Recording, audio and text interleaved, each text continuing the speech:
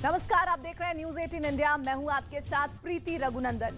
अभी वक्त है कच्चा चिट्ठा का, जिसमें हम चीन के राष्ट्रपति शी जिनपिंग की बड़ी साजिश का भंडाफोड़ करेंगे, जिसने ड्रैगन के देश में गृह युद्ध जैसे हालात बना दिए हैं। लेकिन उससे पहले चीन से जुड़ी बहुत बड़ी खबर है कि चीन एलएसी के पास एक और हाईवे बनाने की योजना बना रहा है। चीन ने प्लान बनाया है कि वो एलएसी के पास से होते हुए एक ऐसा हाईवे बनाएगा जो तिब्बत और नेपाल तक जाएगा। चीन अपनी सड़क को नेशनल प्लान का हिस्सा बता रहा है। वहीं भारत की ओर से बयान आया है कि वो चीन की हर हरकत पर नजर रख रहा है।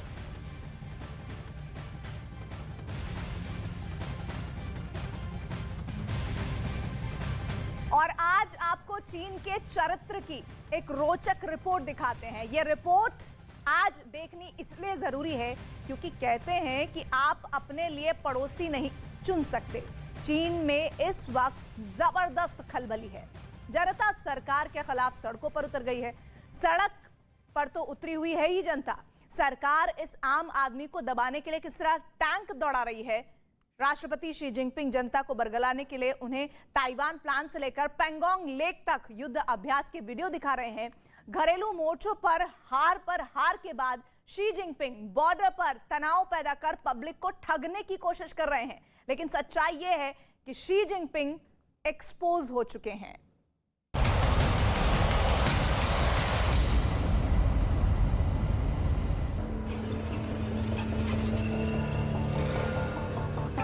आपके टेलीविजन स्क्रीन पर इस वक्त पड़ोसी चीन के दो चेहरे हैं।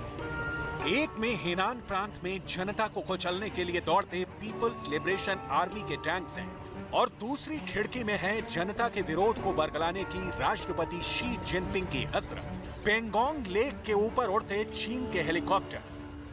पीपल्स लिबरेशन आर्मी युद्धाभ्यास कर रही है। पीएलए ने पेंगोंग झील के ऊपर लड़ाकू हेलीकॉप्टरों के साथ एक सैन्य अभ्यास किया है। 33 सेकंड के वीडियो को चीनी राज्य मीडिया नेटवर्क सीसीटीवी ने प्रसारित किया है। वीडियो में पीएलए शिनजियांग मिलिट्री कमांड से जुड़ी आर्मी एविएशन ब्रिगेड को दुनिया की सबसे ऊंची खारे पानी की झील पेंगोंग झील करीब 4350 मीटर की ऊंचाई पर अभ्यास करते हुए दिखाया गया है। चीन का Z-10 अटैक हेलीकॉप्टर पहली बार अभ्यास में शामिल हुए हैं। शी जिनपिंग कंफ्यूज कर रहे हैं। चीन में आम आदमी घुट रहा है। सत्ताधारी कम्युनिस्ट पार्टी ऑफ चाइना ने आवाम के अधिकार छीन लिए हैं। बीजिंग बगावत की आग से जूझ रहा है। जनता के विरोध की चिंगारी को टैंकों से दबाया जा रहा है। शी जिनपिंग की ये पॉलिसी है कि जब मुल्क में जनता की उम्मीदें पूरी न कर पाओ तो सीमा पर तनाव फैला दो। ये जो वीडियो आप देख रहे हैं वो दोनों देशों की कोर कमांडर स्तर पर 16वें दौर की बातचीत के बाद जारी किया गया है। कहते हैं बुरी आदतें जल्दी नहीं जाती। चीन ने फिर दोहराया है, एक तरफ वार्ता और दूसरी ओर युद्धाभ्यास। ड्रैगन आखिर चाहता क्या है?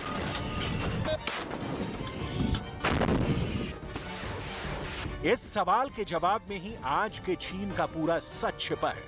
वो सच जो हिंदुस्तान को बार बार बताता है कि चीन पर भरोसा करना खुद के पैर पर कुल्हाड़ी मारना है। क्योंकि शी जिनपिंग चीन की जनता का दुख दर्द दूर करने की जगह बॉर्डर पर ज्यादा फोकस है। वो पेंगोंग लेक पर एक्सरसाइज हो या ताइवान बॉर्डर पर चीन की पीपल्स लिबरेशन आर्मी का युद्धाभ्यास, हर फ्रंट पर नंबर 1 बनने के चक्कर में शी जिनपिंग ने जो सबसे बड़ी चीज खोई है वो है आवाम का विश्वास। चीन में खबरें ही वही प्रसारित होती है जो चीन की सरकार चाहे। लिहाजा आशंका ये भी है कि सिर्फ हेनान ही नहीं, चीन अपने कई और शहरों या कस्बों में शायद ऐसा ही कर रहा हो। क्योंकि चीन की आबादी अगर कम्युनिस्ट पार्टी ऑफ चाइना के विरोध में संगठित हो गई तो फिर चीन के टुकड़े होते देर नहीं लगेगी। इसे रोकने के लिए जरूरी है चीन के नागरिकों के आत्मसम्मान की रक्षा, जिसकी चीन में इस वक्त कोई गारंटी नहीं है। 33 साल पहले 1989 में सरकार के खिलाफ बीजिंग के थियान मेन स्क्वायर पर विरोध प्रदर्शन कर रहे लोगों के खिलाफ भी टैंक उतारे गए थे।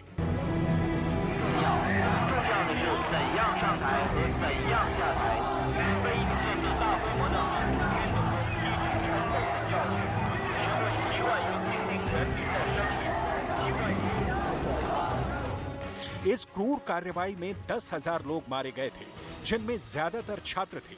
तियानमेन स्क्वायर के बारे में आपको पता होना चाहिए। 1911 में चीन की क्रांति से कनेक्शन, 1949 में यहीं से चीन गणराज्य का ऐलान। 4,40,000 वर्ग मीटर में फैले इस स्क्वायर में 6 लाख लोग जमा हो सकते हैं। अब हेनान में जनता के खिलाफ टैंकों के प्रदर्शन को थियानमेन 2.0 कहा जा रहा है। चीन में आजादी का आलम क्या है, ये तस्वीरें उसकी प्रचंड गवाही दे रही हैं। लेकिन इसके साथ चीन में ये भी सच है कि चीन में बगावत चाहे जितने टैंकों से रौंदने की कोशिश हुई हो, कोई न कोई आजादी का परवाना निकल आता है, खुली सड़कों पर सीना ताने। ये तस्वीरें देखिए। तस्वीर में टैंकमैन नाम से फेमस हुए सफेद शर्ट पहने और दोनों हाथों में बैग लिए एक चीनी व्यक्ति नजर आ रहा है, जो चीनी टैंकों को आगे बढ़ने से रोकने के लिए उनके आगे खड़ा हो गया था। ये थियानमेन स्क्वायर पर लोकतंत्र समर्थक हजारों चीनी प्रदर्शनकारियों की मौत के अगले दिन यानी 5 जून 1989 की तस्वीर है। सफेद शर्ट पहने इस व्यक्ति की पहचान आज तक नहीं हो पाई, लेकिन ये तस्वीर दुनिया के लिए लोकतंत्र की मांग और सरकारी दमन के खिलाफ प्रबल विरोध का प्रतीक बन गई। टैंकमैन की ये तस्वीर 20वीं सदी की सबसे चर्चित तस्वीरों में शामिल है, लेकिन चीन में इस फोटो पर बैन है।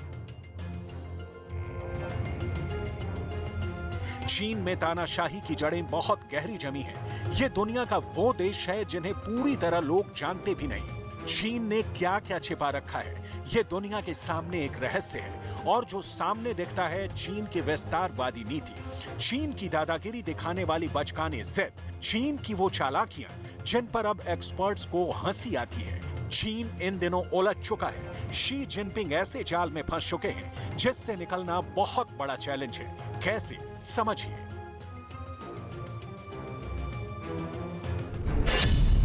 असल में शी जिनपिंग के दिमाग में बात बहुत क्लियर है कि ताइवान चीन का है और साउथ चाइना सी पर भी चीन का पुश्तैनी अधिकार है। इन दो मोर्चों के अलावा शी जिनपिंग के दिमाग में इस वक्त चल रहा है चीन की गिरती इकोनॉमी की चिंता, डूबते रियल एस्टेट और बैंकों के कर्ज का जाल।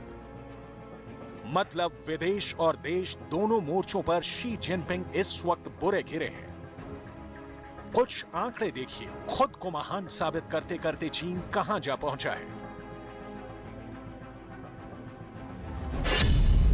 इस साल अप्रैल में चीन के हेनान प्रांत के कई छोटे बैंक, जिनकी सम्मिलित संपत्ति 600 करोड़ और लगभग 4 लाख ग्राहक थे, दिवालिया हो गए। न्यूयॉर्क स्थित रिसर्च ग्रुप रोडीएम के मुताबिक चीन के बैंकों ने साल 2020 और 2021 में 5,200 करोड़ का कर्ज दिया।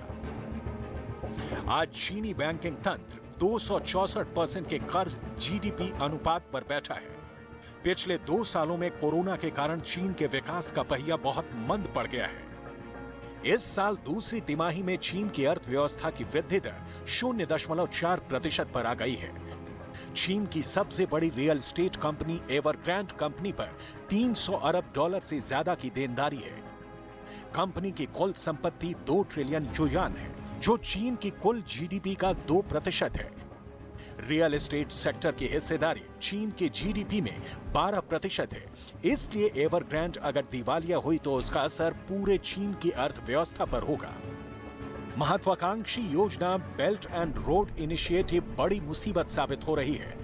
इस योजना के लिए चीन ने कई देशों को भारी भरकम कर्ज दिया है। संदेह जताया जा रहा है कि शायद ये देश कर्ज वापस नहीं कर पाए।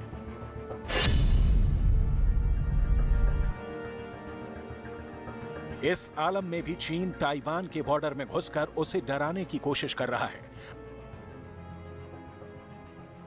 अमेरिकी प्रतिनिधि सभा की स्पीकर नैन्सी पेलोसी की ताइवान यात्रा पर अमेरिका को खुल्लम खुल्ला धमकी दे रहे हैं।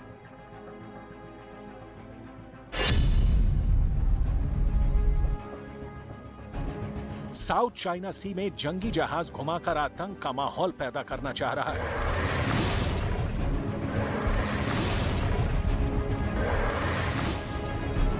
असल में ये कोशिश शी जिनपिंग के दिमाग की उपज है। इसके पीछे शी जिनपिंग की मंशा लगती है कि घरेलू फ्रंट पर हार, बॉर्डर पर तनाव बढ़ाकर कम की जा सकती है। क्योंकि चीन की जनता तब सीमा पर देखेगी, अपने घाव भरना भूलती रहेगी।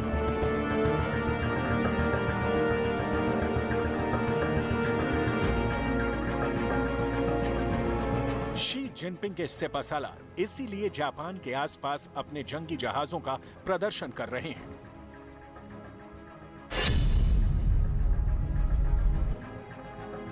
पेंगोंग लेक के ऊपर युद्धाभ्यास कर रहे हैं। चीन की डूबती इकोनॉमी के पीछे सबसे बड़ी वजह है कोयला।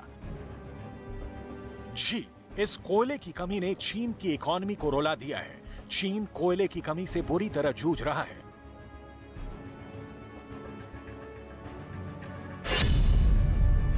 पर्याप्त बिजली नहीं होने से चीन के औद्योगिक क्षेत्रों में घंटों बिजली जा रही है। इससे चीन का मैन्युफैक्चरिंग सेक्टर बुरी तरह प्रभावित हुआ है। चीन अपनी मैन्युफैक्चरिंग के लिए कच्चा माल दुनिया के कई देशों से लेता है, और अगर चीन के उद्योगों ने प्रोडक्शन में कटौती की तो इससे पूरी दुनिया की सप्लाई चेन प्रभावित होगी। साथ ही मैन्युफैक्चरिंग सेक्टर में मंदी चीन में रोजगार से लेकर और कई तरह के संकट पैदा करेगी, जो चीन की आर्थिक सेहत के लिए बहुत घातक होंगे।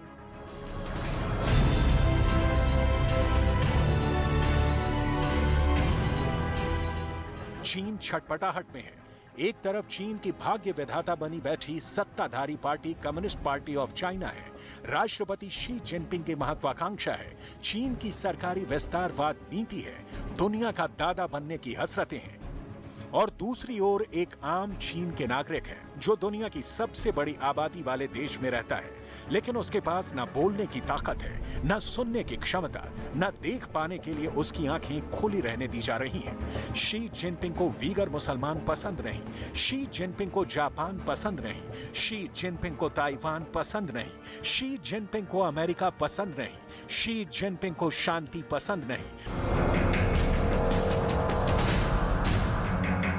वरना मुल्क की खिदमत में बेहतर इंतजाम में होते, ना कि उसको बहला फुसलाकर सीमा की ओर दिखाने की कोशिश करते। शायद विनाशकाले विपरीत बुद्धि। ज़ेलेंस्की तो सिर्फ मुखौटा है। पुतिन की असली जंग तो अमेरिका से ही हो रही है, और अमेरिका की खुफिया एजेंसी CIA के चीफ अब खुद सामने आए हैं और उन्होंने रूस और यूक्रेन की जंग पर ऐसे खुलासे किए हैं कि जिन पर पूरी दुनिया में बात हो रही है। CIA के चीफ ने करीब 50 मिनट का इंटरव्यू दिया है और हमने पूरा इंटरव्यू सुनकर आपके लिए एक स्पेशल रिपोर्ट तैयार की है। लेकिन इसी रिपोर्ट में हम आपको खार्किव की वो तस्वीरें भी दिखाएंगे जहां अब यूक्रेन के बच्चे भी सड़कों पर बंदूक लेकर उतर आए हैं। कौन है यूक्रेन में ज़ेलेंस्की के ये किलर किड्स? देखिए यूक्रेन का पूरा कच्चा चिट्ठा।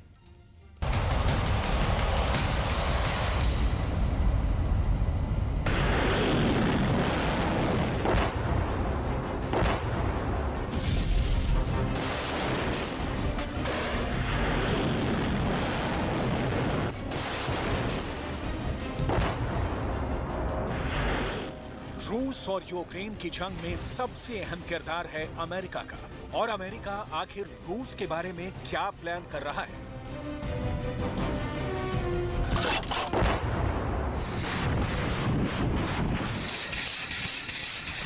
CIA के चीफ विलियम बर्न्स ने एक 48 मिनट का इंटरव्यू दिया है, और इस इंटरव्यू में उन्होंने कई अहम राज खोल दिए हैं। आखिर अमेरिका की इंटेलिजेंस रिपोर्ट क्या कहती है?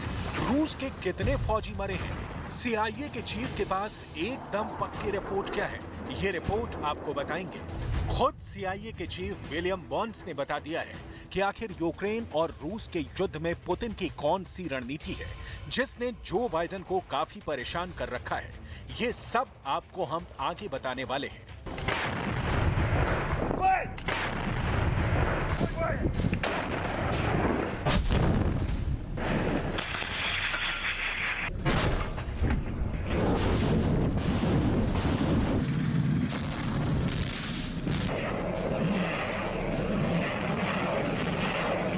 कैसे यूक्रेन के बच्चे अब जंग के लिए तैयार हो रहे हैं? खार्किव के अंदर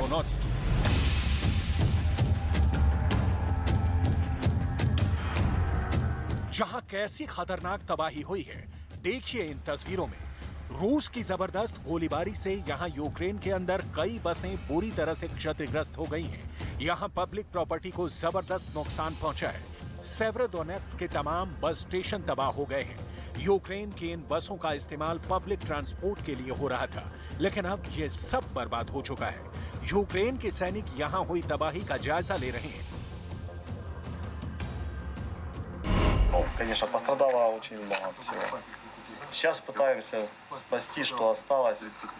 В дальнейшем будем восстанавливаться и работать. Я думаю, что все будет. Моемся, мы, считай, не моемся, так вот, так-сяк, и все. Стираем раз в месяц, если... Стирать.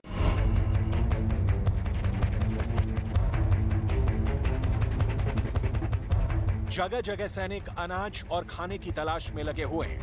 ये बर्बाद और तबाह हुए यूक्रेन की दुर्लभ तस्वीरें हैं।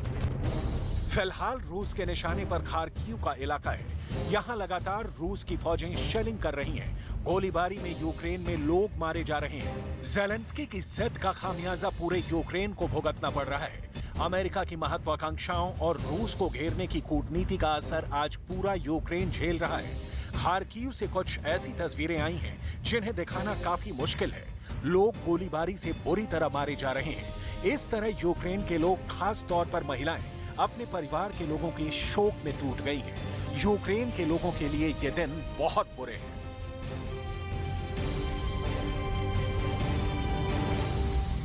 Працювати, трохи виходити, щоб здійснювати якусь торгівельну діяльність.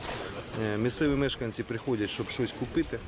В обстановці війни це необхідно, тому що людям треба виживати, треба годувати свої сім'ї, одягати своїх дітей. І саме в це місце прилетіла, як я сказав, РСЗО «Ураган» касетна. Касетна призначена для враження, максимального враження людей.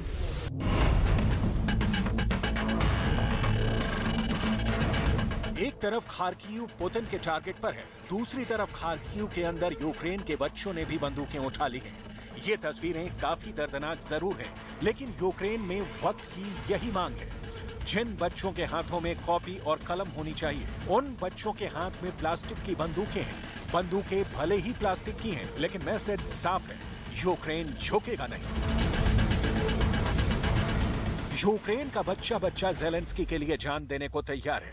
ज़ेलेंस्की की बच्चा ब्रिगेड भी कुछ कर गुजरने की तैयारी कर रही है। ये बच्चे अपने शहर की सुरक्षा में लग गए हैं। इन दोनों बच्चों का नाम आजकल पूरी दुनिया में काफी चर्चा में है। मैक्सिम और एंड्री नाम के इन दोनों बच्चों ने यूक्रेन के एक राजमार्ग पर सुरक्षा चौकी लगाई है और वो उसी राजमार्ग से आने जाने वाले यूक्रेनी सैनिकों को सलामी भी देते हैं। एंड्री के पिता यूक्रेनी सेना में हैं और एंड्री अपने पिता की तरह ही बहादुर बनना चाहता है। Бачили російські танки, прямо під окнами їздили. І БТРи там, багато техніки, не нашої, російської. Ти після цього вирішив?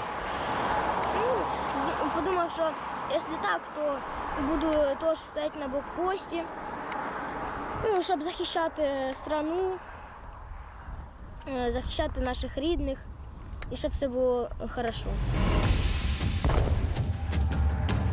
ये बहुत बड़ी विडंबना है कि इनकी माँ बच्चों को लंच और ब्रेकफास्ट करवाती है और लंच करके दोबारा ये बच्चे अपने देश की सुरक्षा का संकल्प लेकर सड़कों पर सुरक्षा चौकियों पर मुस्तैद हो जाते हैं।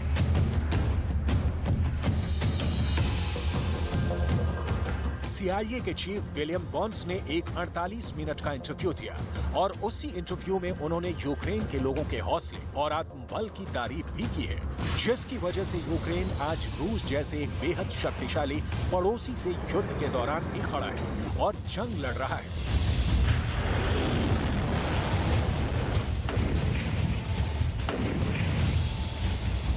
The terrible scenes across Ukrainian towns and villages in the Donbass right now, you see a lot of that. Looks like a moonscape in some ways. But the Russians are able to make very slow progress in those areas. Now, the Ukrainians, their will remains quite strong. I hear this directly from them. We see this on the ground. They're being courageous and tenacious and quite skillful in using the weaponry that we and other allies supply, especially the HIMARS, the long-range missile artillery systems, which have been very effective.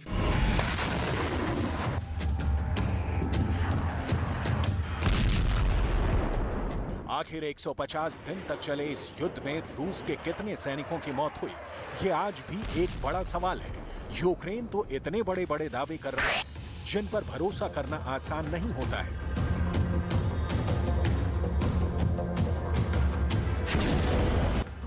अब तक Ukraine ने जो दावा किया उसके मुताबिक तो आज तक रूस के 50,000 सैनिक युद्ध में मर चुके हैं, लेकिन CIA चीफ ने एक इंटरव्यू में अपना आंकड़ा प्रस्तुत किया है।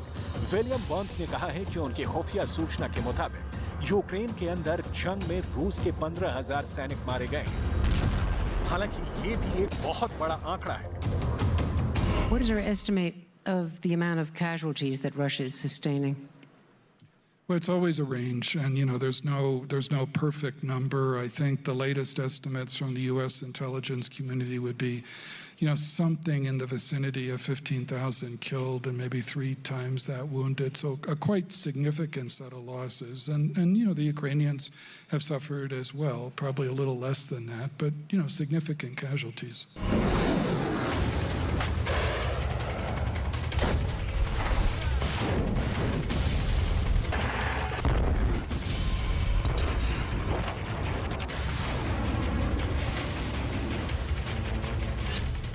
विलियम बर्न्स ने इंटरव्यू के दौरान रूस की फौज की क्षमता पर एक तरह से व्यंग कसते हुए ये कहा है कि रूस की फौज का हमेशा से ये इतिहास रहा है कि पहले रूस की फौज किसी भी देश पर फुल अटैक करती है, लेकिन जब इनको पीछे हटना पड़ता है तो फिर किसी एक इलाके पर ही अपना पूरा फोकस करते हैं। विलियम बर्न्स ने कहा कि चेचन्या में भी रूसी फौजों ने ऐसा ही किया था।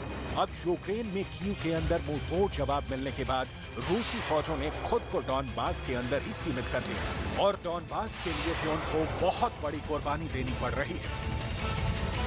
At least for the time being, he's concentrated their forces in the Donbass, and they're grinding away right now, making, as I think General Milley pointed out today, over the 90 days of this refocused effort in the Donbass, they've advanced, something like between 6 and 10 miles on a fairly narrow front. So it's come at great cost, and it's been very painful to both sides. In many ways, it reminded me of what I saw as a young diplomat the first time I served in Russia in Chechnya in the 90s, the first Chechen war in the winter of 94-95, when the Russians and the Russian military encountered significant problems on the ground. They pulled back and leveled 40 square blocks in the center of Grozny, the capital of Chechnya.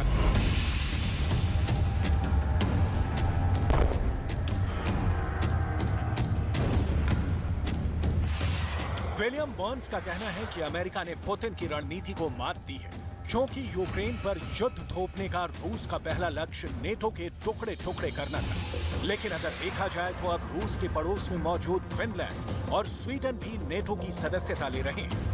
And I think, Putin was wrong in thinking he could fracture the NATO alliance, and now he faces an alliance that's just about to add Finland and Sweden, and that has strengthened its deployments closer to his borders.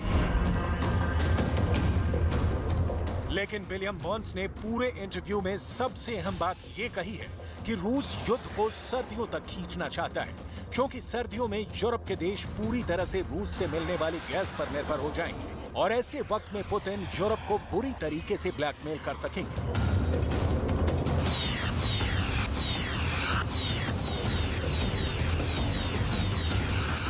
ये बात Zelensky भी जानते हैं और इसीलिए उन्होंने अपनी पत्नी ओलेना को पूरी टीम के साथ अमेरिका के दौरे पर भेजा है। जब ओलेना व्हाइट हाउस पहुंची तो खुद बाइडन उनका स्वागत करने के लिए गुलदस्ता लिए खड़े थे। ओलेना न सिर्फ अमेरिका और यूक्रेन के बीच के रिश्तों को और मजबूत करने में जुटी हुई हैं, बल्कि उन्होंने अपनी छवि को एक ऐसे देश की फर्स्ट लेडी के रूप में पेश किया है जो अमेरिका के पास इंसाफ मांगने के लिए पहुंची है। यानी ओलेना पूरी दुनिया की सहानुभूति बटोरने की पूरी कोशिश में लगी हुई हैं। अमेरिका में भी ओलेना ने कई सभाओं को संबोधित किया है और यहाँ भी अपने बयानों में उनका सबसे ज्यादा फोकस हथियारों पर रहा। ओलेना अपने देश के जवानों के लिए हथियारों की मांग लेकर अमेरिका पहुंची। Американський народ і американські родини, Конгрес і президент Байден зробили уже дуже багато для того, щоб допомогти нам вистояти і захистити мільйонів українців. І ми вдячні, щиро вдячні за те, що Сполучені Штати стоять поруч із нами в боротьбі за наші спільні цінності – людське життя та незалежність. Ви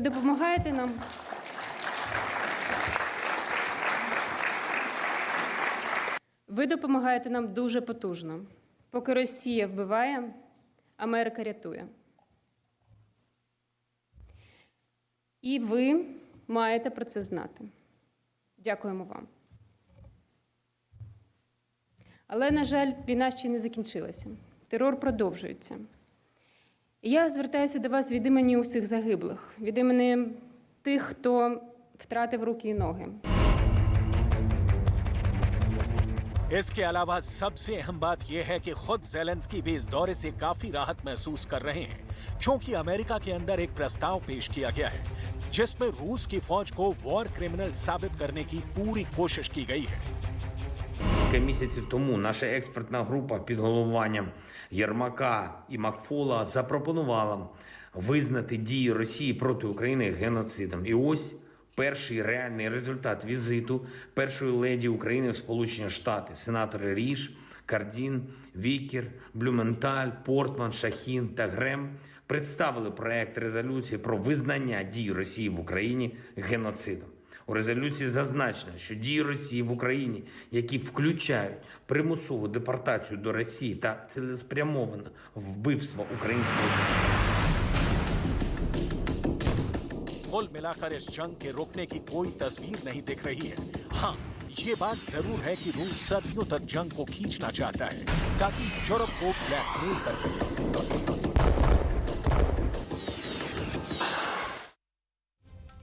पाकिस्तान के कब्जे वाले कश्मीर में एक बार फिर पाकिस्तान के खिलाफ बगावत के शोले भड़क उठे हैं। पीओके में पाकिस्तान विरोधी जंग अब जनता वर्सेस बाजवा हो गई है।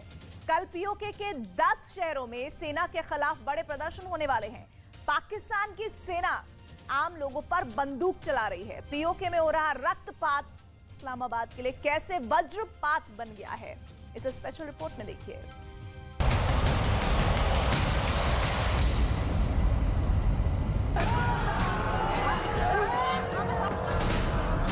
पीओके में मची लूट, आर्मी को बर्बरता की छूट।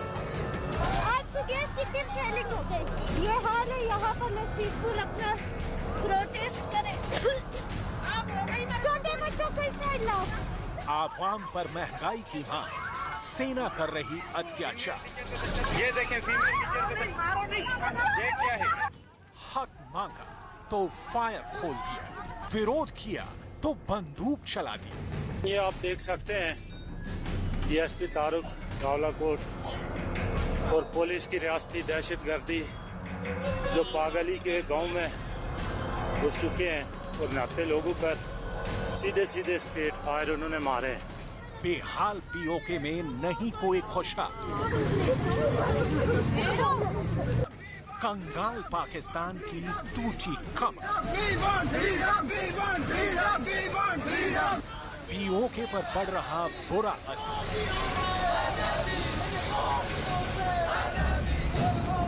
पाकिस्तान शुरू से ही पाकिस्तान अधिकृत कश्मीर और गिलगित बाल्टिस्तान के लोगों के साथ भेदभाव करता रहा है, लेकिन अब पाकिस्तान की सेना का पाप का घड़ा भर चुका है। बगावत के सुरों को भाजपा की बर्बर ब्रिगेड पहले ही अपने बूटों तले रौंदती रही है। ये देखें लेकिन अब पाकिस्तान की सेना महंगाई के खिलाफ हो रहे प्रदर्शन को भी बंदूक के सहारे दबाने में लगी है। हमारा कश्मीर जिसके अंदर यहाँ पे चप्पा दर के आप डैम बनाते हो, आप यहाँ पे तरह तरह के टैक्सेस लागू करोगे, तो तब जब हम आवाज बुलंद करते हैं तो आप हमारा रिश्ता कहीं इंडिया से या पाकिस्तान से जोड़ने की बात करते हो। लोग जाग चुके हैं। आज आपने देखा कि इस चौराहे के अंदर जमात इस्लामी का वर्कर भी खड़ा है, आज पीपल्स पार्टी का वर्कर भी खड़ा है। पाकिस्तान के कब्जे वाले कश्मीर में लोग महंगाई के विरोध में प्रदर्शन कर रहे थे। इसी दौरान पाकिस्तान सेना के जवान वहां पहुंचे और इन लोगों पर गोलियां चला दी। आंसू गैस के गोले भी छोड़े गए। आज सुबह से फिर शेलिंग हो गई। ये सोचो कश्मीर में है, ये हाल है, यहाँ पर लोग पीसफुल अपना प्रोटेस्ट करें।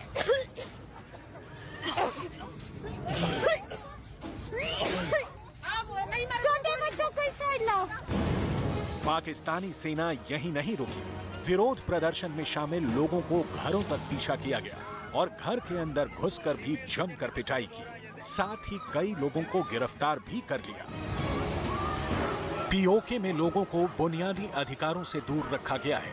महंगाई की मार से हर कोई लाचार बना हुआ है। ना रोटी है, ना कपड़ा है, ना इलाज के लिए पैसे हैं। बदतर हालात के खिलाफ जो लोग प्रदर्शन कर रहे हैं, उनके खिलाफ वहां सेना क्रूरता से पेश आ रही है। यहाँ पे रियासती छतर जबर और गिरफ्तारियों के सिलसिले में एक एहतजाज किया गया था। वहाँ पे भी पुलिस ने अपनी जो है ना मुकाराना चालें चली और पुलिस गर्दी करते हुए हमारे लोगों को गिरफ्तार किया और उन पर बेहतरीन तशद्दुद किया है। हम ये इंसानिया को बावर करवाना चाहते हैं कि ऐसे रियासती तशद्दुद और जबर हमें हमारी तहरीकों से नहीं रोक सकते, हमें बोलने से और अवामी हुकूक की जंग लड़ने से रोक नहीं सकते। पीओके में लोग महंगाई के खिलाफ विरोध प्रदर्शन कर रहे थे, सरकार से राहत की मांग कर रहे थे, लेकिन पाकिस्तान की सरकार ने उन्हें राहत देने की बजाय प्रदर्शन को कुचलने के लिए सेना को आगे कर दिया। पीओके में अभी कोटली, मुजफ्फराबाद, पागली, पुंछ और हजीरा 4 जगह पर सेना और सरकार के खिलाफ विरोध प्रदर्शन चल रहा है। पाकिस्तान के कब्जे वाले कश्मीर में महंगाई बेतहाशा बढ़ती जा रही है। लोग दाने दाने को मोहताज हैं। पिछले कई दिनों से वहां रहने वाले लोग महंगाई के खिलाफ सड़कों पर हैं। लेकिन अब पाकिस्तान की सरकार ने इन लोगों की परेशानी को दूर करना तो दूर, प्रदर्शन को कुचलने के लिए बंदूक का सहारा ले रही है। पाकिस्तान के कब्जे वाले कश्मीर की परेशान आवाम ने सरकार की नाक में दम कर दिया है। वैसे तो ये लोग महंगाई के खिलाफ सड़कों पर हैं और सरकार से महंगाई को काबू करने की मांग कर रहे हैं, लेकिन सेना के जवान इस प्रदर्शन में शामिल लोगों के साथ ऐसे पेश आए जैसे वो आम नागरिक नहीं बल्कि देशद्रोही हो। पाकिस्तानी सेना की फायरिंग में 12 लोगों के जख्मी होने की खबर है। वहीं 50 से अधिक लोगों पर देश विरोधी प्रदर्शन का आरोप लगाकर गिरफ्तार कर लिया गया है। इसी बर्बरता का नतीजा है कि पाकिस्तान के कब्जे वाले कश्मीर में लोगों ने बगावत का ऐलान कर दिया है। पाकिस्तान सरकार और सेना की नीतियों से परेशान होकर पीओके में रहने वाले लोगों ने बगावत का झंडा बुलंद कर दिया। नाराज लोगों ने सीधे सरकार और सेना को चेतावनी दी कि अगर मनमानी बंद नहीं की तो पाकिस्तान जल्द ही पीओके को खो देगा। अगर तुम में इतनी हिम्मत थी, अगर इतनी जुर्रत थी, आ जाते आगे, हम देख लेते कि तुम कितने बड़े हो। और मैं ये कहना चाहता हूँ कि अगर इसके बाद इस तरह का कोई मामला किया गया तो तुम्हारा हाल वही होगा। पीओके में रहने वाले लोगों का गुस्सा सेना पर फूट पड़ा है। पाकिस्तान की सरकार और पाकिस्तान की सेना को चेतावनी दी है कि अगर झूठे मुकदमे लगाकर ज्यादती बंद नहीं की तो पाकिस्तान पीओके से हाथ धो बैठेगा और उसका हाल वही होगा जैसे 1971 में बांग्लादेश का हुआ था। अगर तुम में इतनी हिम्मत थी, अगर इतनी जुर्रत थी, आ जाते आगे, हम देख लेते कि तुम कितने बड़े हो। और मैं ये कहना चाहता हूँ कि अगर इसके बाद इस तरह का कोई मामला किया गया तो तुम्हारा हाल वही होगा। सुना आपने, इस आदमी ने सीधे सीधे पाकिस्तान की सेना को चेतावनी दी। उस सेना को जो पाकिस्तान की सरकार को कठपुतली की तरह नचाती रहती है। दरअसल पीओके और गिलगित बाल्टिस्तान में पाकिस्तान सरकार ने लोगों को झूठे मुकदमे लगाकर जेल में डाल दिया, जिसके खिलाफ ये गुस्सा फूट पड़ा। पाकिस्तान में किसी भी पार्टी की सरकार रही हो, पीओके और गिलगित बाल्टिस्तान को लेकर हमेशा सख्त रुख रहा। लोगों से बदसलूकी और ज्यादती होती रही। झूठे मामलों में लोगों को जेल में डाल दिया गया, जिसके खिलाफ लोग सड़कों पर आ गए हैं। यहां तक कि इस क्षेत्र में रहने वाले अधिकतर लोगों को वोट देने तक का अधिकार नहीं है। इनको पाकिस्तान के किसी और हिस्से में जाने के लिए अधिकारियों की परमिशन लेनी होती है। पाकिस्तान अधिकृत कश्मीर के हालात कितने खराब हैं, इसका अंदाजा वहां मौजूद लोगों के हालात से लगाया जा सकता है। रोजगार से लेकर 2 वक्त भर पेट खाने तक के लिए समय काटते लोग अब तक बस उम्मीद के इंतजार में हैं। लेकिन ना उम्मीद हो चुकी पाकिस्तान सरकार से अब उम्मीद लगाना भी मजाक सा लगने लगा है। इसकी वानगी तब हुई जब पाकिस्तान अधिकृत कश्मीर के कथित प्रधानमंत्री सरदार तनवीर इलियास ने पीओके के लोगों के दर्द को बयान किया। उस पुलिस अफसर ने वो तमाशा देखा, उसने उसको सोशल मीडिया पे डाला कि बाबे के अफसोस है कि मैं अपनी बेटी को आज 17 रमजान जंगे बदर का एक पाव गोश्त नहीं दे सकती। कैसे मुल्क हैं हम, कैसे इंसान हैं हम। अब मुझे ये बताएं कि साल के 3000 रुपये ये दे रहे, इस पे किसी की तवज्जो नहीं जाती। ये जो बैठे हुए यहाँ पे ये अपने आप को हार्वर्ड के पढ़े हुए, ये कहाँ थे? ये इतने साल हुकूमतें करते रहे, इन्होंने इंसानियत इनको याद नहीं आई। हम अगर बोलते नहीं है तो इसका ये मतलब है कि हमें कुछ नहीं पता। सुना आपने, पाकिस्तान के पास पीओके में खर्च करने के लिए पैसा नहीं है, वो पाई पाई के लिए तरस रहे हैं। खजाना खाली है। इसे देखकर वहां के कथित वजीर आजम दहाड़े मार मार कर, आंसू बहाकर पाकिस्तान की पोल खोल चुके हैं। तथाकथित पीएम ने कंगाली की कहानी बताई तो पूरी दुनिया में इसे देखा गया, लेकिन शरीफ सरकार को इससे क्या फर्क पड़ता है? वो पीओके की परेशानी कम करना तो दूर, वहां के बजट पर ही कैंची चला दी। पाकिस्तानी सरकार ने पीओके और गिलगिट बाल्टिस्तान के बजट में 7.5 अरब की कमी की है। पाकिस्तान सरकार ने 14 अरब रुपए देने का वादा किया था, लेकिन उससे भी पीछे हट चुकी है। यही वजह है कि पीओके की कथित सरकार पैसों के लिए हाय हाय कर रही है। पाकिस्तान का पीओके से सौतेले बर्ताव की कहानी उतनी ही पुरानी है जितना पीओके का विवाद है। जम्मू कश्मीर 2,22,236 वर्ग किलोमीटर में फैला है। इसमें से आधा यानी करीब 1,20,000 वर्ग किलोमीटर का इलाका पाकिस्तान और चीन के कब्जे में है, जबकि बाकी का हिस्सा भारत के नियंत्रण में है। 1962 में भारत और चीन के बीच हुए युद्ध के दौरान चीन के पास लद्दाख का एक बड़ा हिस्सा चला गया था, जिसे अक्साई चीन कहा जाता है। अक्साई चीन पर आज भी चीन का कब्जा है। इसके बाद 1963 में चीन और पाकिस्तान के बीच हुए एक समझौते के दौरान पाकिस्तान ने पीओके का 5,180 वर्ग किलोमीटर का इलाका गैर कानूनी ढंग से चीन को सौंप दिया।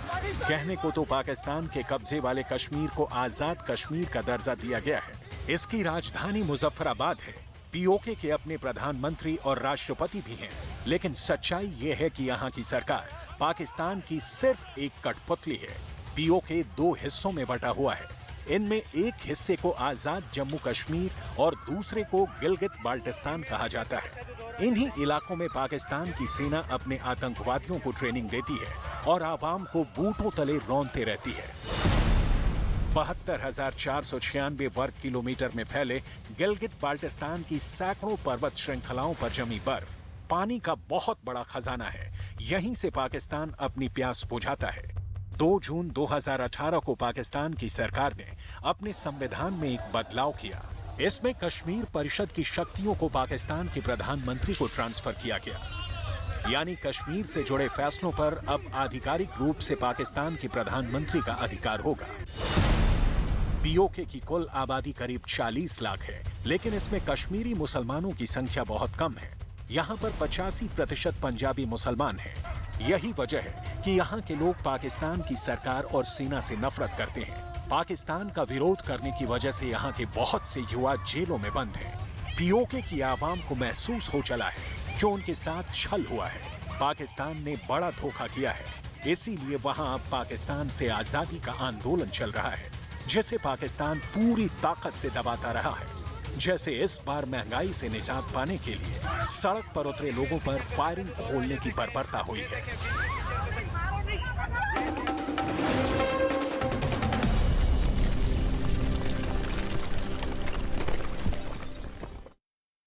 बातचीत के दौरान